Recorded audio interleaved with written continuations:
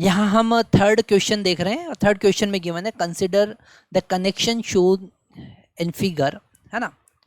तो यहाँ पर हमारे पास एक डायग्राम है जिसमें कैपेसिटिव सर्किट बना हुआ है ना, जिसमें हमारे पास 3 कैपेसिटर है, एक 12 माइक्रोफेराड का है, 6 माइक्रोफेराड का है जो सीरीज में कनेक्टेड है और उनके पैरेलल में 2 माइक्रोफेराड का कैपेसिटर कनेक्टेड है ना।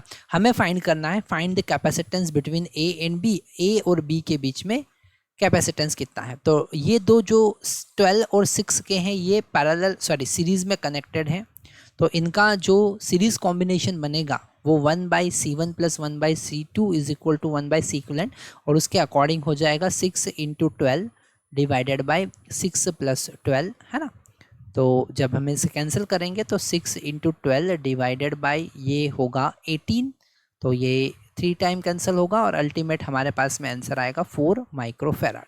और 4 माइक्रोफेराड है ना, ये ऊपर का 4 माइक्रोफेराड हमारे पास में कैपेसिटेंस बन रहा है 4 माइक्रोफेराड, और नीचे इसके पैरेलल में 2 माइक्रोफेराड है, तो इन दोनों का जो कॉम्बिनेशन बैठेगा वो होगा, तो C इक्विवेलेंट जो हमारे पास में आएगा वो 4 + 2 दैट इज 6 माइक्रोफेराड।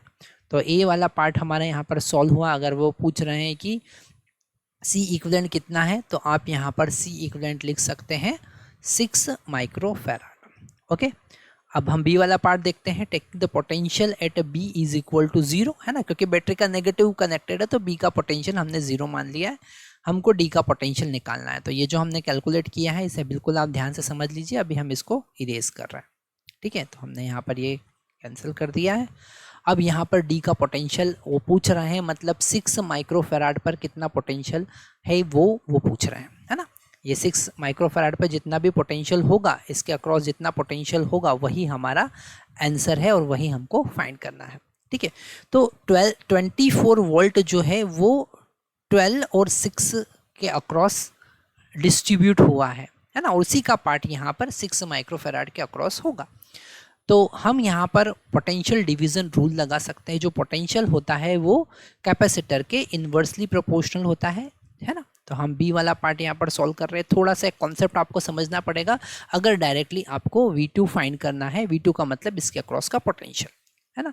अगर हमें यहाँ पर V2 फाइंड करना है, V2 मतलब ये पोटेंशियल, तो V2 इज इक्वल टू होगा C1 into total potential V divided by C1 + C2, ठीक है।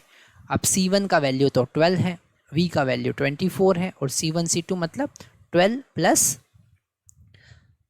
6, तो ये होगा 12 × 24 डिवाइडेड बाई 18, है ना। तो ये 3 टाइम कैंसिल होगा, ये हमारा 2 टाइम कैंसिल होगा और ये 3 टाइम कैंसिल होगा। ओके, फिर इसको हम कैंसिल करते हैं 8 टाइम्स, तो अल्टीमेट हमको V2 मिला 16 वोल्ट, ठीक है, 16 वोल्ट। पोटेंशियल जितना ज़्यादा बड़ा होगा, कैपेसिटेंस जितना ज़्यादा बड़ा होगा पोटेंशियल उतना कम आएगा, क्योंकि यहाँ पर V is equal to Q divided by C है, तो इसका वैल्यू जितना ज़्यादा पोटेंशियल उतना कम, तो इसलिए हमारे पास 16 वोल्ट आया है। और जो 16 में से बचा हुआ 24 - 16 मतलब कि 8 वोल्ट जो है वो 12 माइक्रोफेराड के अक्रॉस होगा। तो अगर आप V1 कैलकुलेट करना चाहें तो आप डायरेक्टली लिख सकते हैं 24 - 16 मतलब कि 8 वोल्ट, है ना। ये किसके अक्रॉस है, ये हमारा 12 माइक्रोफेराड के अक्रॉस है V1, ठीक है। तो यहाँ पर पोटेंशियल डिवीज़न रूल लगाइए और फटाफट इसको सॉल्व कर दीजिए।